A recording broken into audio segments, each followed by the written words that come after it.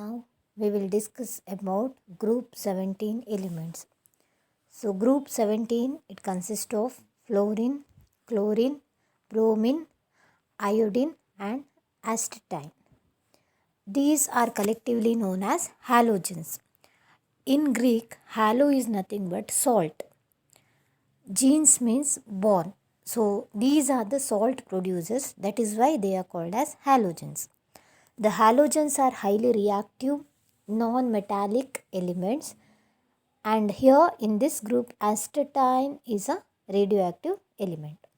So coming to their occurrence, fluorine and chlorine are fairly available, whereas bromine and iodine are not readily available.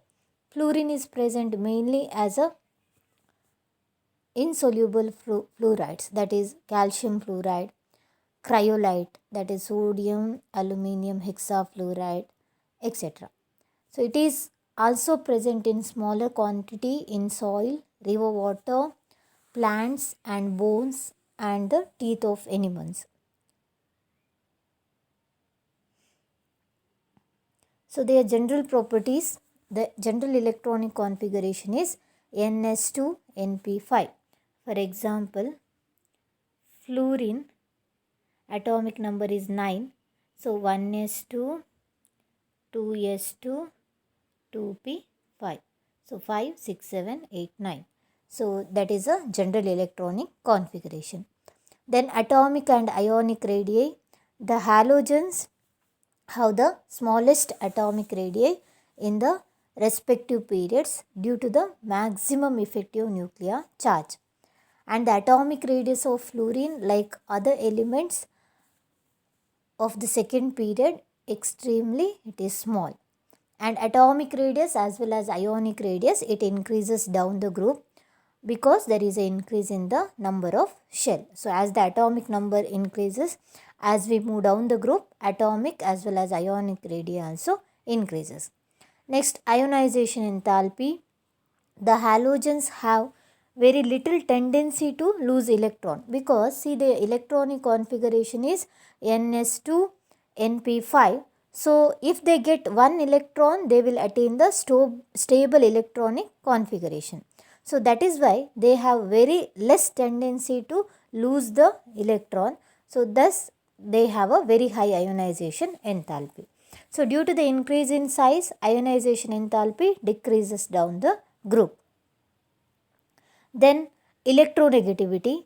The halogens have very high electronegativity because electronegativity is nothing but it is a tendency to attract the electron. So since they require one electron to have a stable electronic configuration, their electronegativity is very high and it decreases down the group from fluorine to iodine. Fluorine is the most electronegative element in the periodic table. Next, coming to physical properties, fluorine and chlorine are gases, whereas bromine is a liquid and iodine exists in the solid state. And their melting point and boiling point increases with the increase in the atomic number. So all halogens are colored. This is because absorption of radiation in the visible region, which results in the excitation of electron to the higher energy level. So when they come back to the ground state, they emit radiation in the form of light. So they are colored. So fluorine is yellow in color, chlorine is greenish yellow, bromine is red and iodine is violet in color.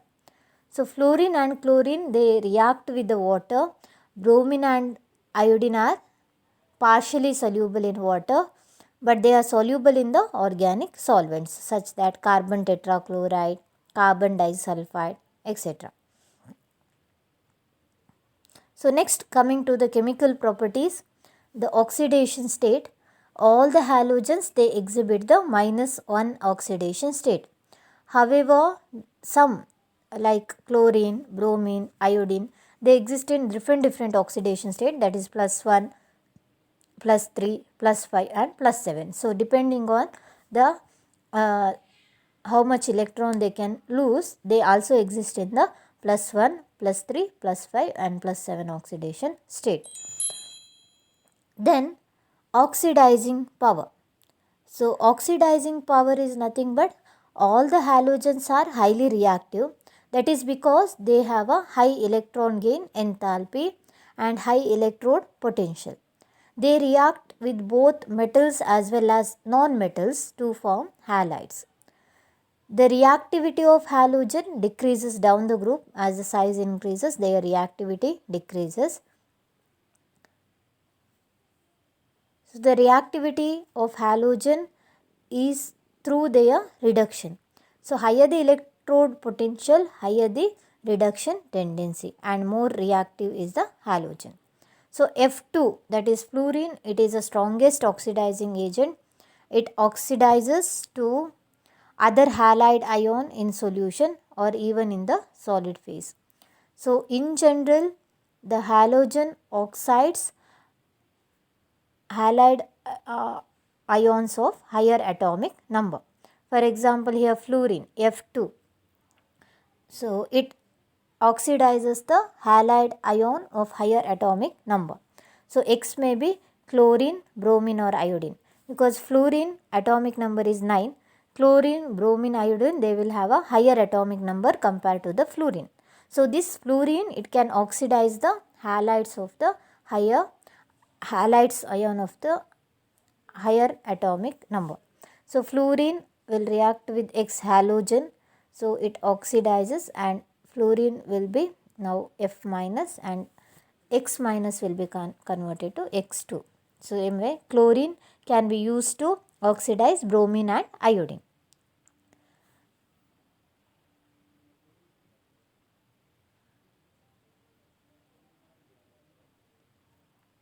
Next one is reaction with hydrogen. So all the halogens, they react with hydrogen to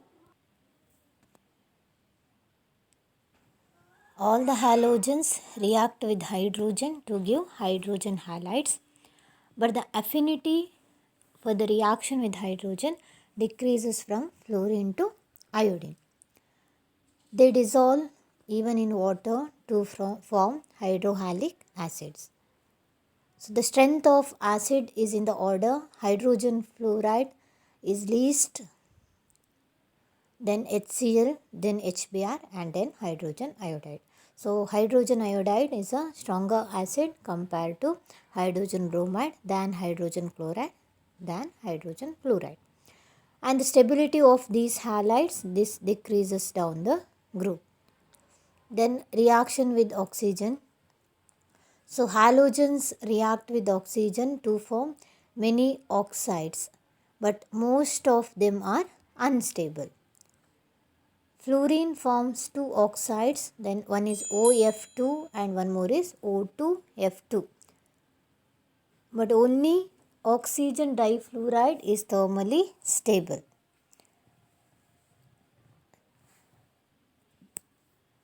So these oxides are essentially oxygen fluorides because fluorine is highly electronegative than the oxygen. Both are strong fluorinating agent. Chlorine, bromine, iodine also forms oxide, in which oxidation state of the halogen will vary from +1 to +7. The stability of these oxides formed by the halogen, generally it decreases in the order least for the bromine, then chlorine, then iodine. The higher oxides of halogen are more stable than the lower one. So chlorine oxides like Cl2O, ClO2 or Cl2O6 and Cl2O7 are highly reactive oxidizing agents, and they tend to explode. So ClO2, even it is used as a bleaching agent for the paper, pulp or the textile industry or in the water treatment. The bromine oxides, that is Br2O, BrO2, BrO3 are the least stable halogen oxides, and they exist only at the lower temperature. So they are very powerful oxidizing agents. And the iodine oxides, like I2O4, I2O5 and I2O7 are insoluble solids and they decomposes on heating. So I2O5 is a very good oxidizing agent and it is used in the estimation of carbon monoxide. Then reaction with the metals. So halides, they react with the metals to form metal halides. For example, bromine, it reacts with the magnesium to form magnesium bromide. Then preparation. Chlorine, it is prepared by the action of concentrated HCl on potassium permanganate. So KMnO4 on reaction with HCl, one we get K plus and Cl minus, so KCl, and one more is Mn plus and Cl minus, so MnCl2. Other product is water, hydrogen and oxygen react to give water, and one more product is chlorine. So chlorine gas will be liberated. Even by heating manganese oxide with the HCl, you will get MnCl2, that is nothing but manganese chloride, then H2O, water, and the chlorine. So even in the industry in a large scale, it can be manufactured by the decons process, that is nothing but HCl on reaction with oxygen in presence of CuCl2 as a catalyst. One is water, the product formed, and another one is a chlorine gas, Cl2 gas will be liberated. And the chemical properties, they react with both metal and non-metal.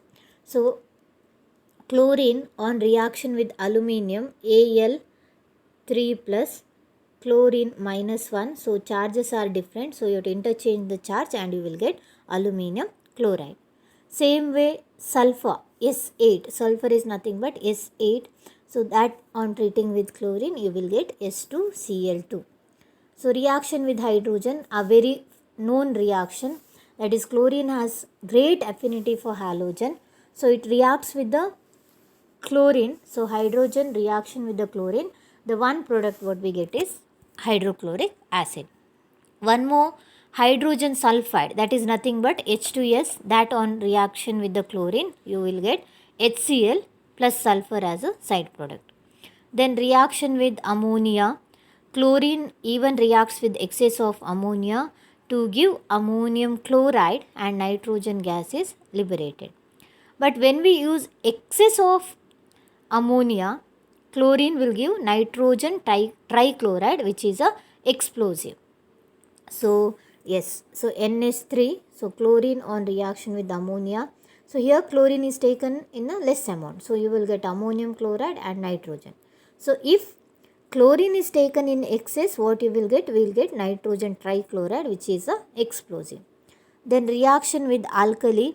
So reaction with sodium hydroxide, that is cold and dilute sodium hydroxide.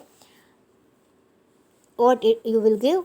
Na plus and Cl minus. So NaCl is formed. Then sodium hypochlorite is formed, that is nothing but NaOCl, and one more product is water. So if it is hot and concentrated, that is NaOH, if it is hot and concentrated, one product you will get NaOCl, one more product is water, same, but one more is NaClO3, that is hypochlorate. So sodium chloride and sodium chlorate. Then chlorine reacts with the calcium oxide to give bleaching powder. So here calcium hydroxide, CaOH2, on reaction with the chlorine, what happens? H, hydrogen will be replaced by chlorine. So you will get CaOCl2, which is nothing but a bleaching powder. Then calcium 2 plus, that will react with Cl minus to give calcium chloride, CaCl2, plus water is a side product. So the composition of bleaching powder is nothing but CaOCl2 dot CaCl2 dot CaOH2 plus H2O. So that is the composition of bleaching powder. Next, moving on to oxidizing power. Chlorine, water, on standing it loses its yellow color due to the formation of HCl and HOCl. So hypochlorous acid, that is nothing but HOCl, formed gives a nascent oxygen which is responsible for the oxidizing and the bleaching properties of chlorine. So example, it oxidizes ferrous to ferric and sulfide to sulfate. So sodium sulfite Na2SO3 on reaction with chlorine and water, it is converted to sodium sulfate. So Na2SO4, and hydrogen will react with chlorine to give HCl.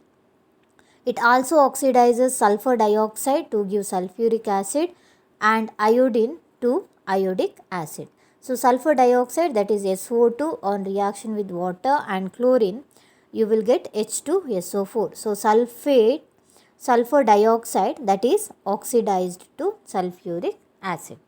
So that is about the oxidizing property. So bleaching action, as we all know, chlorine, it acts as a powerful bleaching agent in the presence of moisture because it releases the nascent oxygen which oxidize the colored compound into the colorless compound. So chlorine on reaction with water, H2O, so HCl will be formed, H plus Cl minus, so HCl will be formed and nascent oxygen will be formed. So this nascent oxygen formed will react with the colored substance to give a colorless substance. So it bleaches vegetables as well as the organic matter in the presence of moisture. So uses for the bleaching wood pulp, cotton and textile, and even in the extraction of gold and aluminium, in the manufacture of dyes, drugs and other organic compounds like CCl4, chloroform, DDT, etc. And also in sterilizing the drinking water, the chlorine has a application. Then hydrogen chloride, that is nothing but HCl. So in the laboratory, hydrogen chloride can be prepared by treating sodium chloride with H2SO4. So HCl is one side product and NaHSO4, because H2SO4 it splits as H plus and HSO4 minus. So sodium which is positive, that will react with HSO4 minus to give NaHSO4, and chlorine which is negative, that will react with H plus to give HCl. So NaHSO4 which is formed in the first step, that will again react with NaCl to give Na2SO4 and HCl. So HCl can then, it is dried by passing through the concentrated sulfuric acid. So chemical properties, hydrogen chloride, it reacts with ammonia to give ammonium chloride, NH4Cl. Then oxo acids of halogen. So due to the high electronegativity and small size, fluorine forms only one oxo acid, that is HOF, known as fluoric acid or hypofluorous acid. The other halogens, they will form several oxo acids. So most of them cannot be isolated in the pure state, but they are stable only in the aqueous solution or in the form of their salts.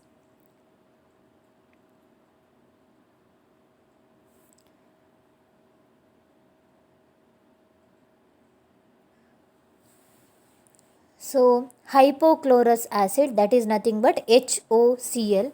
So its structure is, see, hypochlorous acid, its structure is oxygen in the center because its valence is 2. So 1,2 bond, one side hydrogen and one more side chlorine. So that is the structure of hypochlorous acid. Like that you have to remember the structure. Then chlorous acid is nothing but HOClO. So again here oxygen, one oxygen, it is written on the center. So one side it is bonded to hydrogen, one more side it is bonded to chlorine. Now one more oxygen is remaining, so that is bonded to chlorine with the double bond.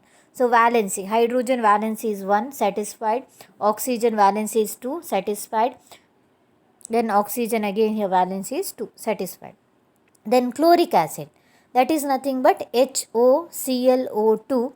So here again hydrogen valency is 1. So HOClO2. So chlorine will be bonded to 2 oxygen with the double bond. So C double bond O is double bond O. Then again it is bonded to one more oxygen because there are 3 oxygen. So one more oxygen. Now that oxygen will be bonded to hydrogen. So valency of oxygen and hydrogen is satisfied. Chlorine also, because it can exist in +1, +3, +5, +7 oxidation state. One more is pentachloric acid, that is nothing but HOClO3. So now chlorine is bonded to 3 oxygen atom with a double bond, and again it is bonded to one more oxygen, and that oxygen will be bonded to hydrogen. So they are related to each other. So we can easily remember the structure. So this is about the structure of oxo acids of chlorine. Next one is interhalogen compounds. So these are nothing but these are the compounds formed from the two different halogens when they react with each other. So they can be assigned by the general formula XX dash or XX3 dash or XX5 dash and XX7 dash, because halogens can exist in +1 oxidation state, +3 oxidation state, +5 oxidation state and +7 oxidation state, where X is a larger size halogen and X dash is a smaller size halogen, and X is more electropositive than X dash. So that is about the interhalogen compound. So how interhalogen compounds can be prepared? So this is important. So here chlorine and fluorine. So chlorine is bigger in size compared to fluorine. So when chlorine reacts with fluorine, you will get ClF3. So this is of the type XX3. So how to remember? Always halogens, they are written as diatomic molecule. So Cl2F2. So ClF3 you will get. Since 2 chlorine, you have to balance with equation by 2, multiplying 2. So 2 3s are 6. So fluorine is multiplied by 3. Like that BrF5. So XX5 type. So that is nothing but again Br2 and F2. So you will get BrF5. So while balancing, you have to multiply by 2. So 2 5s are 10. So 5 2s are 10. Then iodine and chlorine. So again here iodine is X and chlorine is X dash, because iodine is bigger in size. So you will get ICl. So in order to balance the equation, you have to multiply by 2. So again bromine and fluorine, they react to give BrF3. So you have to balance the equation. Like that interhalogen compounds are formed. So here it is given XX dash nothing but ClF, BrF, IF, BrCl, ICr, IBr. So XX3 dash ClF3, BrF3, IF3, IClF3. So all these have a bent shaped structure. Next XX dash 5, example IF5, BrF5 or ClF5. So they have either square shape or the pyramidal shape. Next XX7 dash is nothing but IF7. So it has a pentagonal structure or the bipyramidal structure. So all these interhalogen compounds, they are the covalent molecules and diamagnetic in nature. So they are volatile solids or liquid or gases. So their physical properties are the intermediate of that of the constituent halogens. So but their melting point and boiling point is slightly higher. So interhalogen compounds are more reactive than the halogen. This is because the XX dash bond in interhalogen is weaker than the XX bond. For example, like chlorine-fluorine bond, that will be stronger compared to the bond between chlorine and fluorine, like that. But that there is one exception, that is FF bond. So that is weaker. All these also undergo hydrolysis. So all the interhalogen compounds also they will undergo hydrolysis. So that is about the interhalogen compound. What is interhalogen compound? That is important. Then uses, they used as a non-aqueous solvents. Interhalogen compounds are very useful fluorinating agents. ClF3, BrF3 are used for the production of UF6 in the enrichment of uranium-235. So all these are the properties of group 17 elements. Next, moving to group 16 elements. So the group 16 elements in the periodic table, they consist of oxygen, sulfur, selenium, tellurium and polonium. So these elements are sometimes known as chalcogens because ore forming. The meaning of the word chalcogens because they are ore forming. So many metal ores occurs as oxides or sulfides. So ore what we extract from the earth crust, they will either exist in the sulfide form or in the oxide form. So their occurrence, coming to their occurrence, oxygen is most abundant of all the elements on the earth, and it forms about 46.6% by mass of earth crust. Even the dry air contains 20% of oxygen by volume. The abundance of sulfur in the earth crust is only 0.03 to 0.1%. So in the combined form, sulfur exists as sulfates, as gypsum, calcium sulfate, hydrated calcium sulfate, CaSO4.2H2O. There are many other compounds, sulfides such as BBS, zinc blend, ZNS, like that. Traces of sulfur also occur as hydrogen sulfides in volcanoes. Organic materials such as egg, proteins, hair, wool, onion, all these contain sulfur. Selenium and tellurium are also found in the sulfide ores. Polonium occurs in nature as the decay product of thorium. So thorium, when it undergoes decay, even the uranium minerals, when they undergo decay, you will get polonium. Then electronic configuration, their general electronic configuration is Ns2 Np4. For example, oxygen 8, atomic number is 8. So 1s2, 2s2, 2p4, 4, 5, 6, 7, 8. So the general electronic configuration is Ns2 Np4. So yes, it is written oxygen 8, so 2s2, 2p4. So in general, the outermost electronic configuration is written as Ns2 Np4. Then atomic and ionic radii. As expected, the atomic and ionic radii increases down the group because atomic number increases. So more number of shell will be added. And the size of oxygen, however, it is exceptionally it is small. Then ionization enthalpy.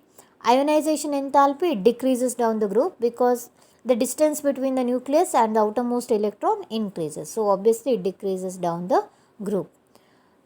And the values are nearly 1314, 1000, 941, 869 and 813 respectively for oxygen, sulfur, selenium, tellurium and polonium. And these values in kilojoule per mole. However, the elements which belongs to these groups, they have lower ionization enthalpy compared to group 15. That is because, why it is so? Because in group 15, the p orbital have a half-filled electronic configuration. So that is quite stable. Then electron gain enthalpy.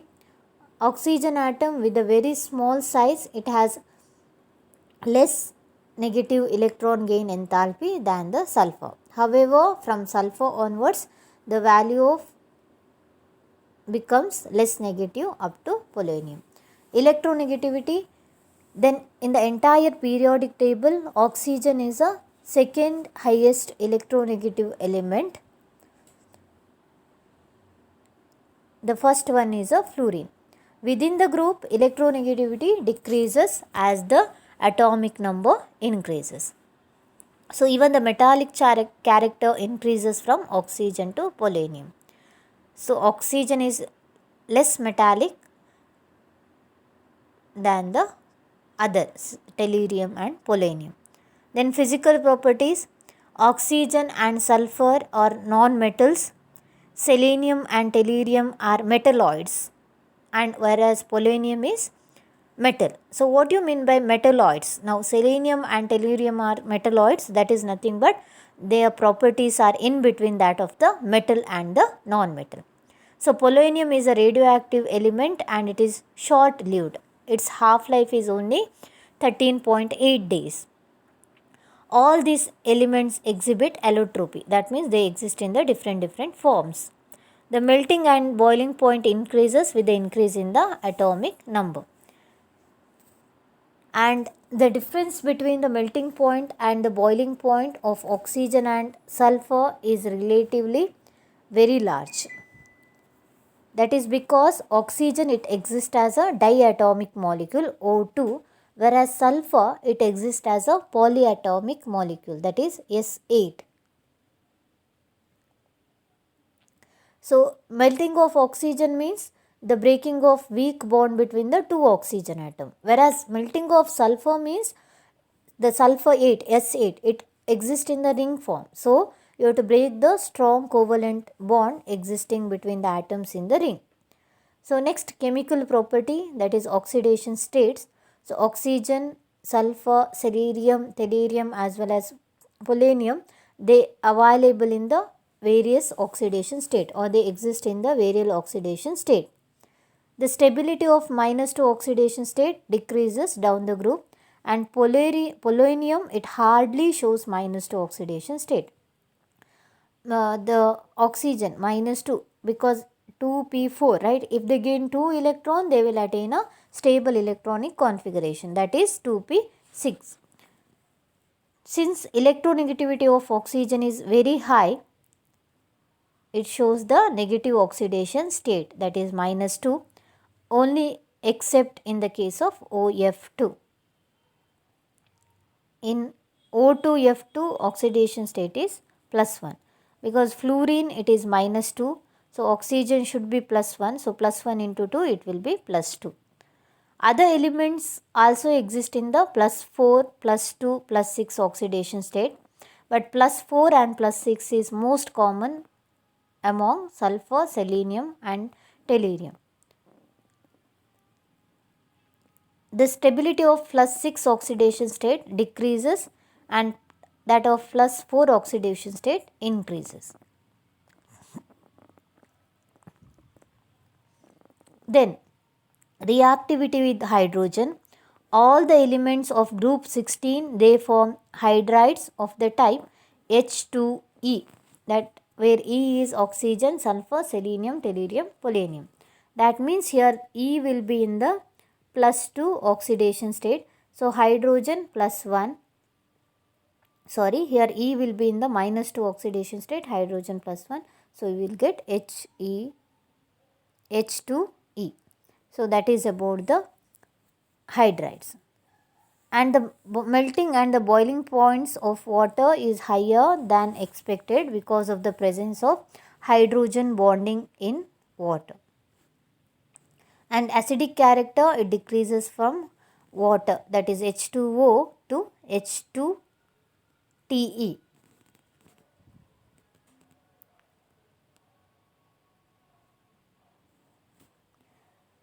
So the ease of breaking of bond between hydrogen and element, that is E, it may be oxygen, sulfur, selenium, tellurium or polonium, it increases down the group. As a result, the losing of H plus ion increases down the group. All the hydrides except water, they possess the reducing property, and this character increases from H2S to H2TE, tellurium. Then reactivity towards halogen. Elements of group 16, they form halides of the type EX2, EX4, EX6, where E is the element and X is a halogen. E may be oxygen, sulfur, selenium and tellurium. And the stability of halides is in the order: fluorine is most stable, then chlorine, then bromine and then iodine. And among hexahalides, hexafluorides are the only stable halides. All hexafluorides are gaseous in nature and they will be having a octahedral structure. Among tetrafluorides, that is SF4 is a gas, and selenium tetrafluoride SeF4 is a liquid, and tellurium tetrafluoride is a solid.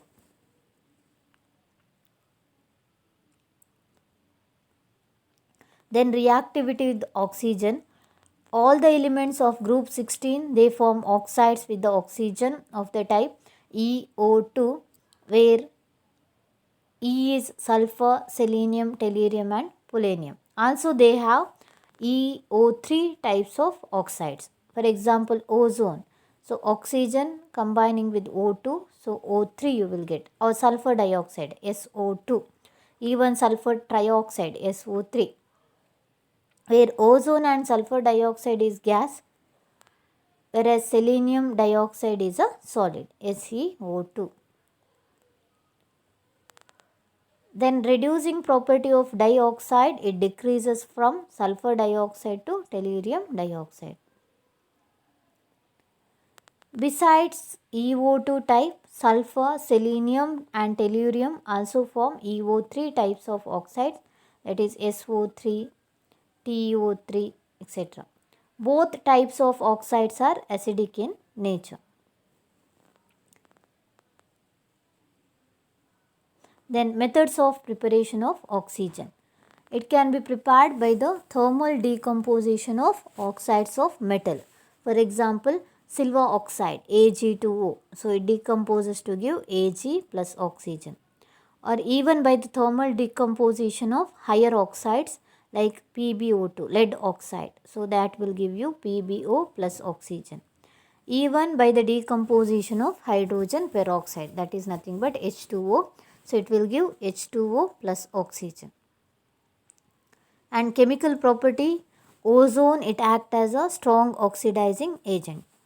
So dioxygen directly reacts with all metals and non-metals except some noble metals such as gold, platinum, etc.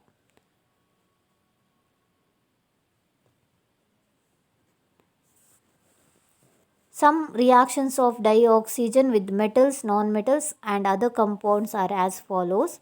So aluminium reacts with oxygen. So aluminium plus 3, oxygen minus 2. So charge will be interchanged and you will get Al2O3. Carbon reacts with oxygen to form carbon dioxide. Methane on reaction with oxygen, that is combustion reaction, the product is carbon dioxide and water. So even zinc sulfide reacts with oxygen, zinc sulfide Zn plus 2, oxygen minus 2. So you will get zinc oxide, that is nothing but ZnO. So some compounds are oxidized in the presence of catalyst. For example, sulfur dioxide on reaction with oxygen, it will give sulfur trioxide. So uses in normal respiration and combustion process, oxygen is used. In the welding process and even in the manufacture of many metals, particularly in the manufacture of steel, and oxygen cylinders are widely used in the hospitals and at the higher altitude, mountaineering, etc. So this is about the uses. Then oxides are nothing but these are the binary compounds of oxygen with the another elements. Oxygen reacts with most of the elements in a periodic table to form oxides. In many cases, one element forms two or more oxides.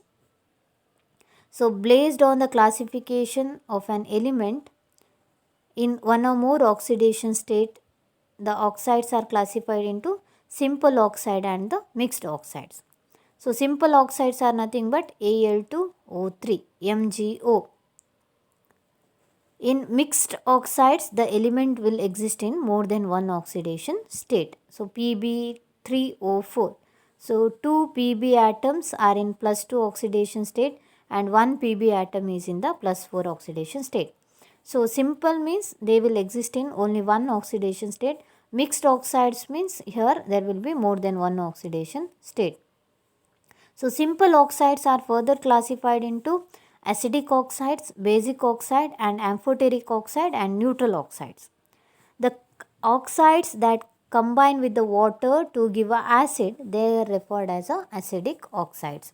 For example, SO3 that will react with the water to give H2SO4 which is a acid. Same way the oxides which on reaction with the base which gives base on reaction with the water are called as basic oxides. For example, calcium oxide. So that on reaction with water it will give calcium hydroxide which is a base. So in general, usually metallic oxides are basic in nature, non-metal oxides are acidic in nature. The oxides which act as both acid and base, they are called as amphoteric oxides. For example, aluminum oxide Al2O3, zinc oxide. So they can react with both acid as well as base. So these are called as amphoteric oxides. So there are some oxides which are neither acidic nor basic. They are known as neutral oxides. For example, carbon monoxide or water H2O. So they are neither acidic nor basic. So they are called as neutral oxides.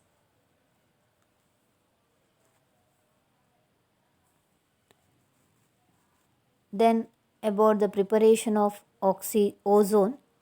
So it is prepared by the electrical discharge through a slow dry stream of oxygen. So O2 that will be converted to O3, which is nothing but ozone.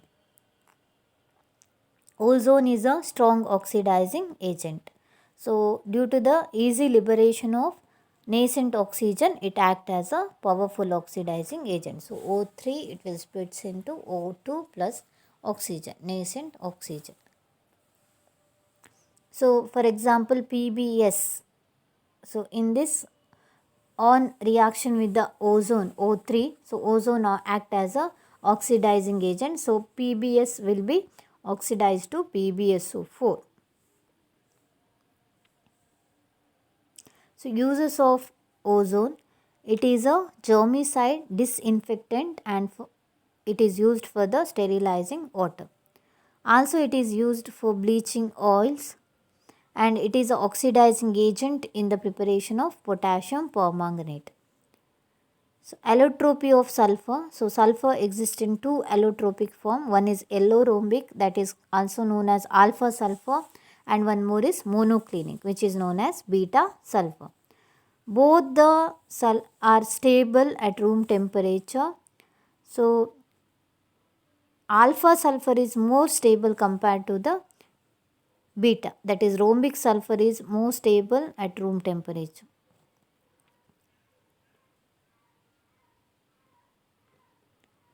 Structure of S8. So it has two types of structure. One is crown shaped structure and one more is a chair shape. So S8 molecule, they exist in the crown shape like this. So 1, 2, 3, 4, 5, 6, 7, 8. Even in the chair form like this. So 1, the chair shape, 1, 2, 3, 4, 5. 1, 2, 3, 4, 5, 6. So S6 sulfur 6 ring. Then about the sulfur dioxide.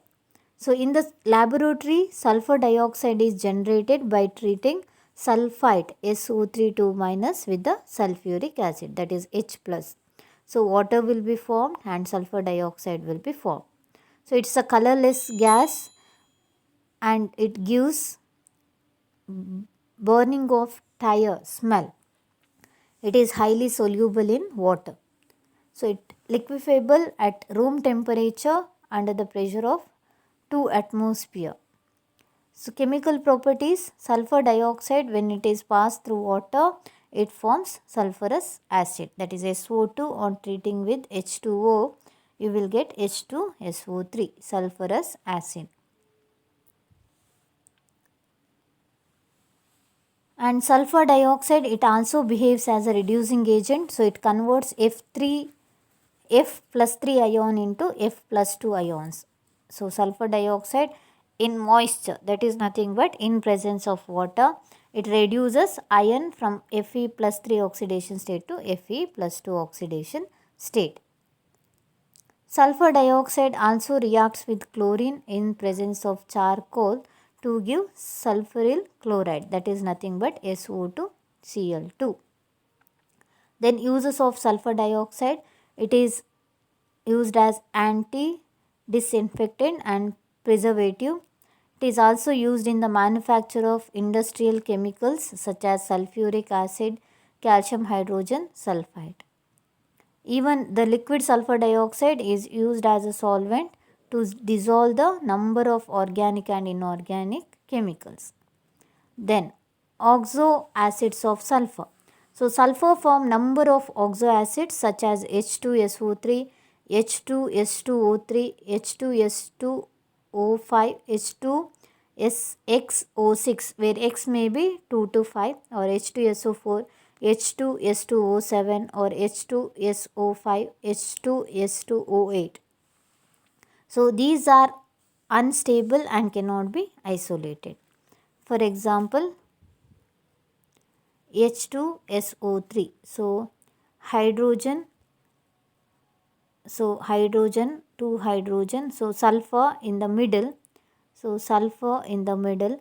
So bonded to one oxygen, and two will be in the form of OH and OH. So valency of oxygen is satisfied, 1 2 1 2, hydrogen is 1, double bond oxygen. So sulfur 1 2 3 4 5 6 7 8. So 1 2 3 4 5 6, 2 exist as a lone pair. So this is about the H2SO3.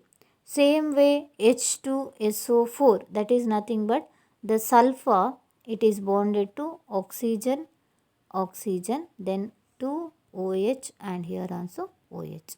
So 1 2 3 4 H2SO4, all the valencies are satisfied. Like that, H2S2O8.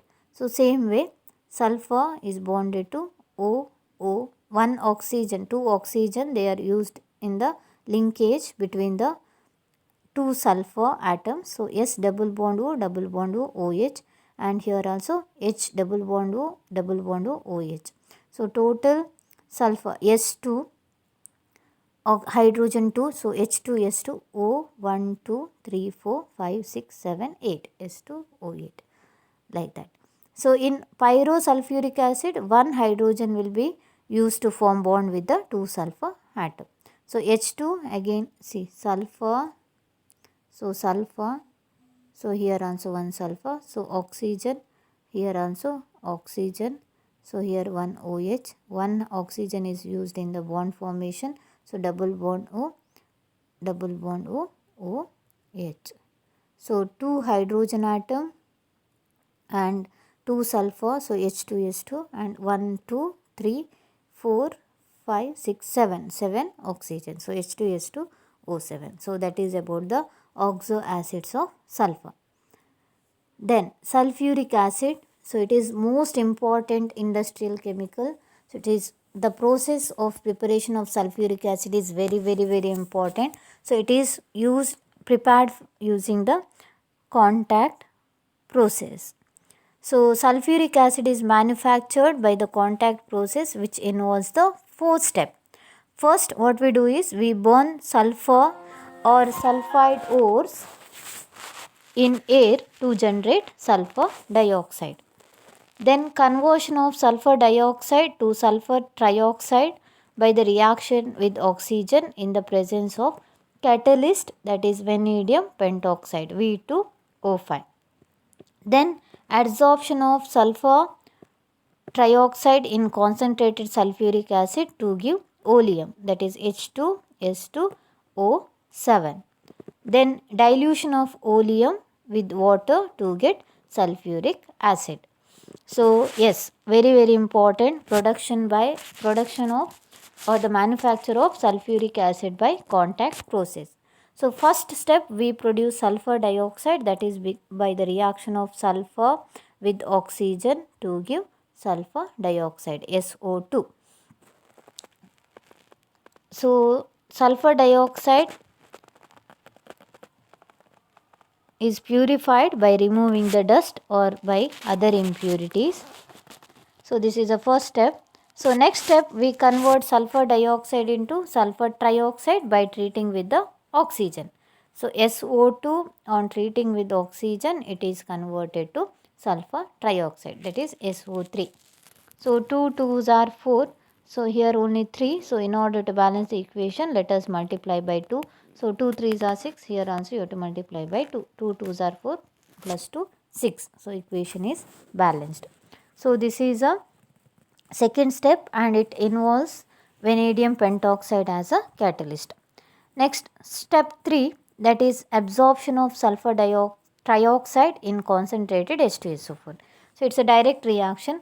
So, sulfur trioxide SO3 on reaction with H2SO4, you will get H2SO7. 4 plus 3, it is 7. That is nothing but oleum. So, H2S2O7. Next, we want H2SO4. So, oleum what we got, that is diluted. So, what you will get, H2S2O7 on dilution, that is by adding water you will get H2SO4. And the sulfuric acid which is obtained from the contact process, it is up to 96 to 98% pure. So, that is about the group 16 elements. So, moving on to group 15 elements. So, if you compare pH3 and NH3, pH3 has a lower boiling point. Why it is so? Because in ammonia, the nitrogen atom has higher electronegativity, so strong molecular hydrogen bonding will takes place. In pH3, molecules are not associated through the hydrogen bonding. That is why boiling point of pH3 is less than the NH3.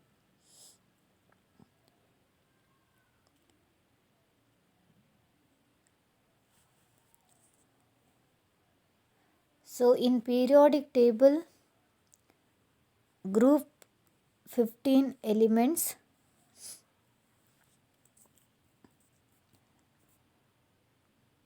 are also called as nitrogen family because the first element is a nitrogen. So,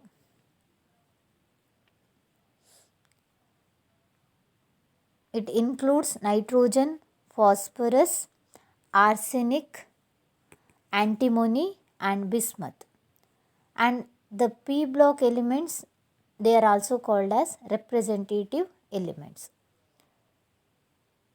So, group 15 elements, as we move down the group, starting with the lightest element and we finish with the heavy one. So, nitrogen is a gas and non-metal, but as we move down the group, the middle one are the metalloids. So, metalloids are nothing but they exist as both metal and non-metal, and bismuth is a metal.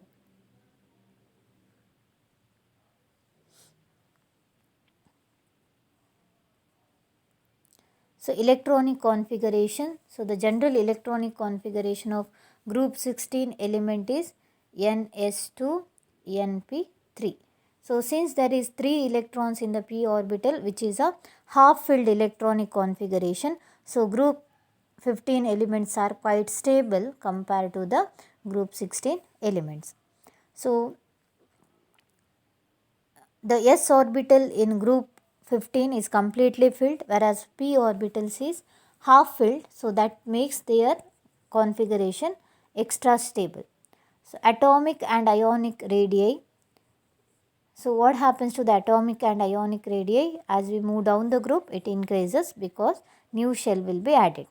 Ionization enthalpy, it is very high. Ionization enthalpy is nothing but the amount of energy required to remove the electron. So, it is quite high because they have a half filled stable electronic configuration. So, since they are stable, they will not easily lose their electron.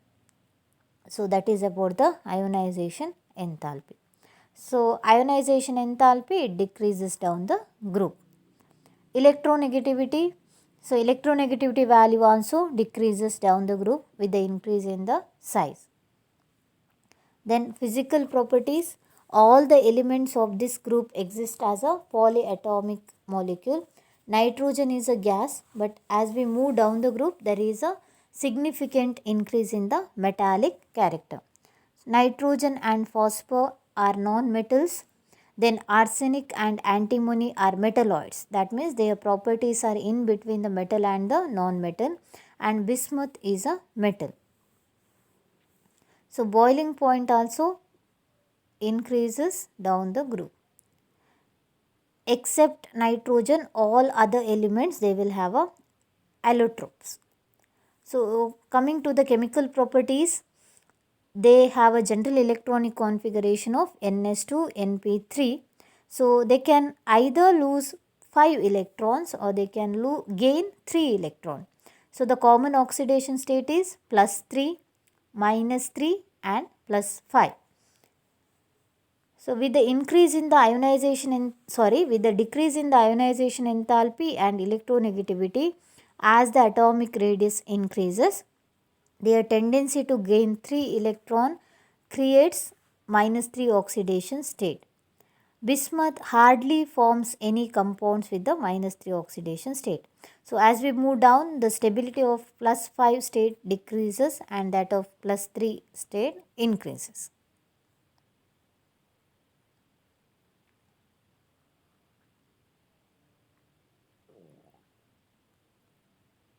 So next, moving on to the preparation of dinitrogen, that is laboratory method of preparation. So ammonium chloride on treating with sodium nitrite NaNO2, what we get? We get free nitrogen, that is nothing but N2, and water. Hydrogen and oxygen react to give water, and also sodium will react with chlorine to give NaCl. So that is about the preparation of dinitrogen.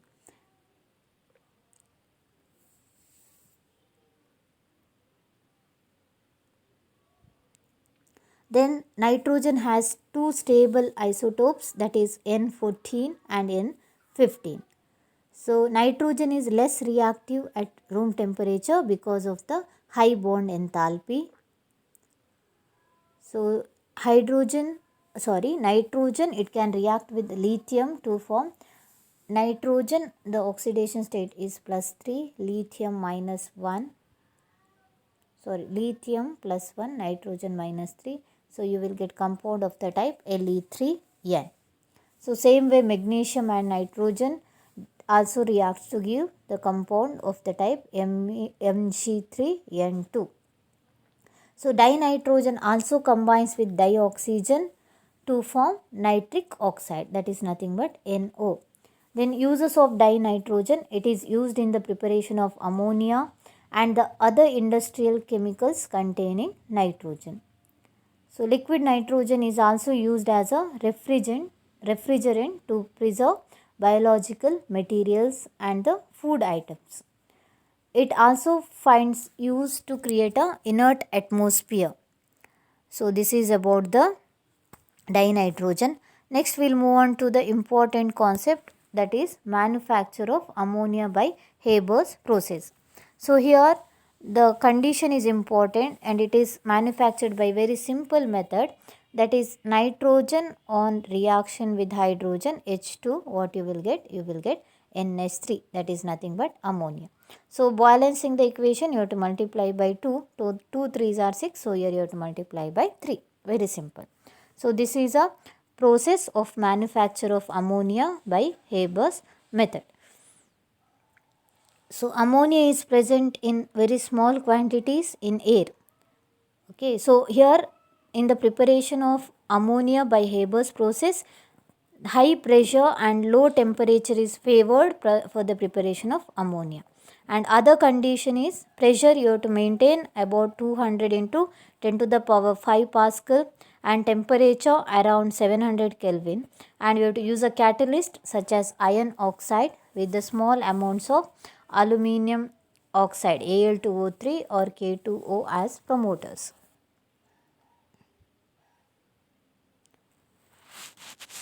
So it is present in very small quantities in air as well as in soil, where it is formed by the decay of nitrogenous organic matter such as urea. So urea is nothing but NH2CO NH2.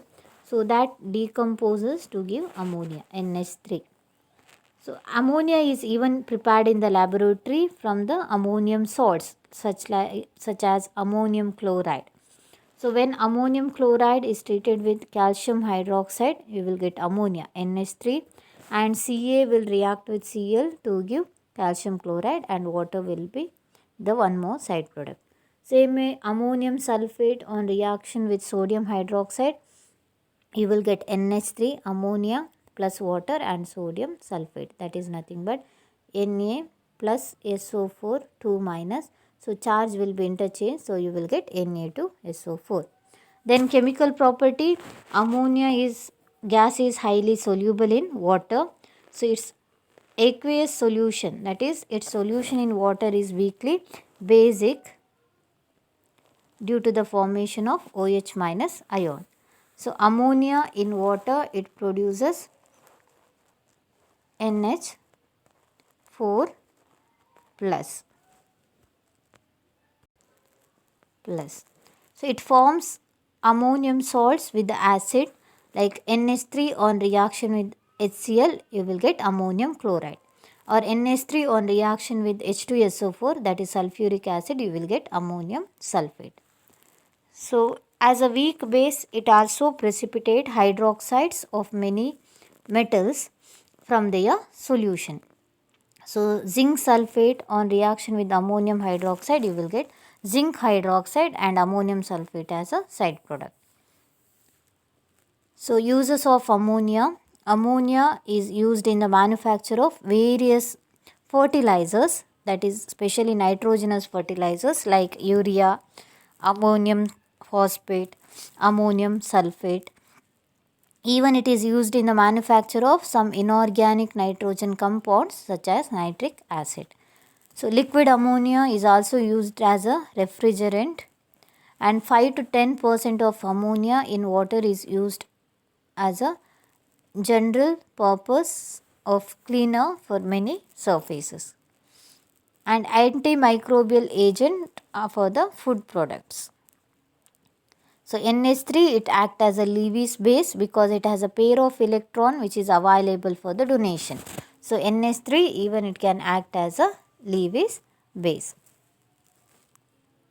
So oxides of nitrogen, there are plenty of oxides of nitrogen, that is dinitrogen, nitrogen monoxide, nitrogen trioxide, etc.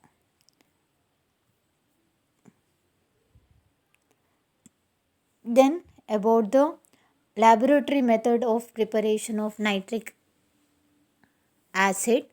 So NaNO3, that on reaction with sulfuric acid, you will get NaHS4 and NHNO3, that is nitric acid.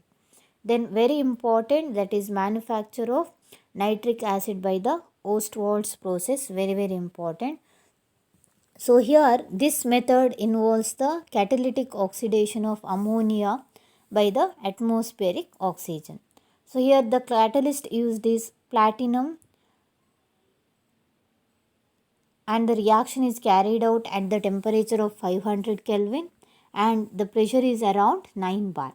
So first step what we do is ammonia, that is NH3, that is on catalytic oxidation, that is nothing but the reaction with oxygen, it will be converted to NO. Okay, so that is the first step, and water will be eliminated, H2O.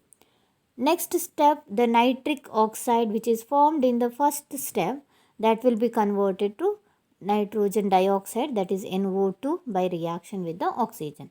So NO on reaction with the oxygen, you will get NO2.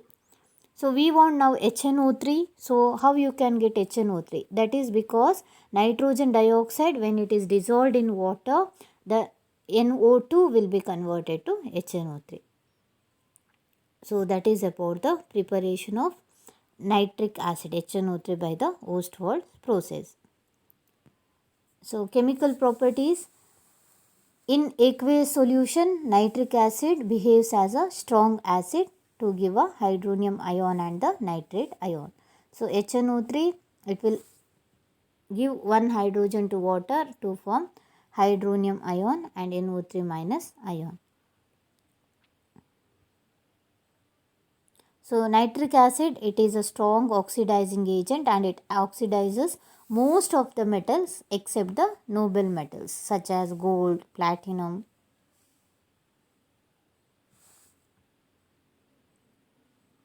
Then uses of nitric acid. So it is used in the manufacture of ammonium nitrate for the fertilizers and also in the preparation of organic nitro compounds, and it is used in the pickling of stainless steel, and it is also used as an oxidizer in the rocket fuels. Then allotropic forms of phosphor. So phosphor found in many allotropic form. The important one is white, red and black. So what is the main difference between white phosphor and the red phosphor? So white phosphor, it is a softy wax white solid with a garlic odor, whereas red phosphor, it is a brittle powder. So white phosphor, it is highly poisonous, whereas red phosphor, it is non-poisonous. So white phosphor, it is insoluble in water but only soluble in the organic solvents such as CS2. So red phosphor, it is insoluble in water as well as in CS2. White phosphor, it is highly reactive, so it is least stable. So red phosphor is more stable and it is least reactive. White phosphor, it glow in dark, whereas red phosphor, it does not glow in dark. White phosphor, it exists as discrete tetrahedral P4 molecule, whereas red phosphor, it exists as a polymeric molecule. So white phosphor, it readily catches fire in air, whereas red phosphor, it does not catch fire. So that is about the white phosphor and the red phosphor. Next one is phosphine, that is nothing but PH3. So how PH3 is produced in the laboratory? So that is by heating phosphor, that is P4, with sodium hydroxide and water H2O. So you will get phosphine PH3 and NaH2PO2 as a side product. So chemical properties, phosphine will react with the acids like hydrogen iodide to give PH4I. So that is about the phosphine. Then uses of phosphine, it is used as a smoke screens. Small amount of phosphine is used as a dopant in the semiconductor industry. Next, phosphorus halides.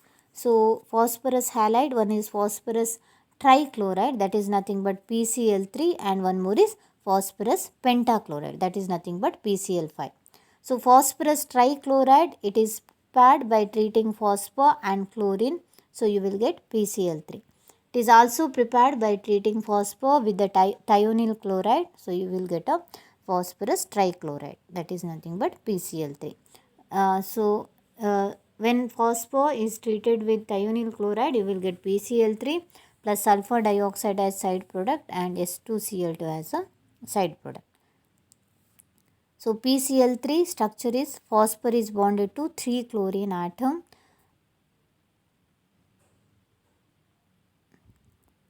Phosphorus pentachloride, it is also prepared by treating phosphor with the chlorine, but here we are using excess amount of chlorine. So if you use excess amount of chlorine, you will get phosphorus pentachloride. Same way, it is also prepared by treating phosphor with the thionyl chloride, that is nothing but SO2Cl2. So phosphorus pentachloride, it is a yellowish white powder and it hydrolyzes to POCl3 and finally it gets converted to phosphoric acid. So structure of PCl5, it has a trigonal bipyramidal shape. So phosphor will be bonded to 3 chlorine atom like this. So trigonal bipyramidal shape, and 3 equatorial PCl bonds are equivalent while the 2 chlorine atom, that is in the axial position, are different and longer than the equatorial bonds. So it is used in the synthesis of organic compounds. So oxoacids of phosphor, hypophosphorus acid, orthophosphorus acid, pyrophosphorus acid, there are many oxoacids of phosphor. So H3PO2 structure, H3PO2 is nothing but phosphor is bonded to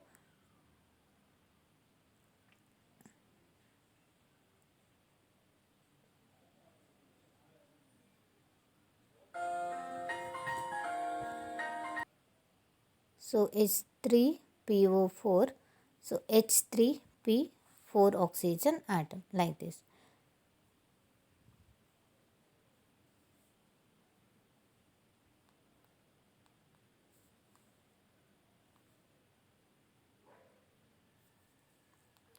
So that is about the structure of oxo acids of phosphor. So here H3PO2 is nothing but phosphor is bonded to oxygen, hydrogen, hydrogen and one OH. So H3PO2 like that. So valency should be satisfied. So this is about the oxo acids of phosphor. Thank you.